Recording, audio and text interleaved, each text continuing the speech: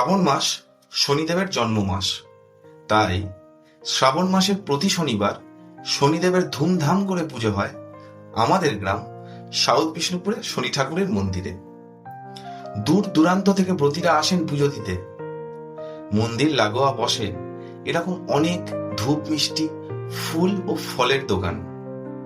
শনিদেবের কৃপাদৃষ্টি যার ওপর থাকে তার জীবনে থাকে না কোনো বাধা, কোনো বিপত্তি।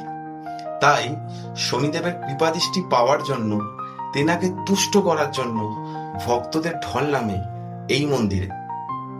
শনিদেবের নীল রং ভীষণ প্রিয়, কেন জানেন? শনিদেবের স্ত্রীর নাম নীলা, তাই প্রতিভোগ বা বাতি সবই তৈরি হয় নীল রঙের। শনিদেবের পরনেও থাকে নীল রঙের পোশাক। মন্দিরের পূজারীও নীল রঙের ধুতি পরে তেনার আরাধনা করেন। কাতারে কাতারে মানুষ আসেন ধূপ মিষ্টি সিন্নি ভোগ দিয়ে শনিদেবকে তাদের মনোবাসনা জানাতে।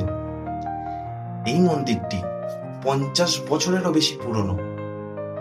আমাদের এখানে শনিদেবকে বাবা বড় ঠাকুর বলে ডাকা হয়।